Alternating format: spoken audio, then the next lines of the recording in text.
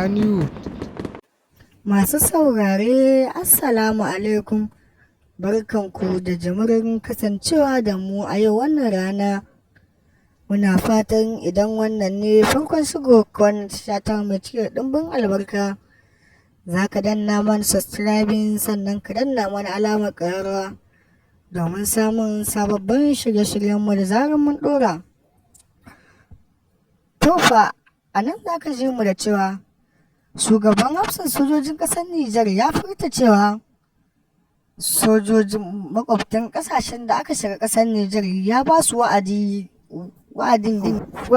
ya ƙare sakamakon da cewa wa'adin da aka ba ƙasar Najeriya ta fita daga ƙasar Nijar.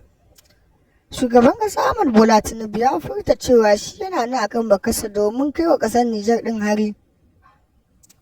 Shugaban sojojin hafsan ƙasar Nijar ɗin ya furta cewa duk sojan Najeriya da aka gani a cikin ƙasar Nijar za a kashe shi, sabida cewa sojojin ƙasar Najeriya su babban ƙudurinsu za a kai wa Nijar ɗin hari ta hanyar ikon ƙarfin wannan babban ƙungiyar na ECOWAS.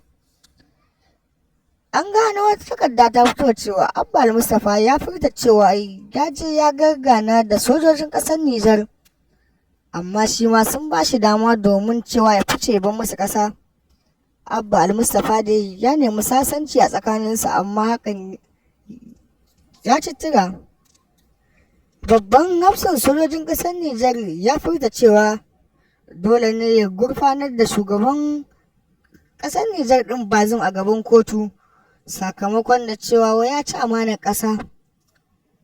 An gano wannan ne a sakamakon hafsan sojoji ya rubuta a shafinsu na Twitter.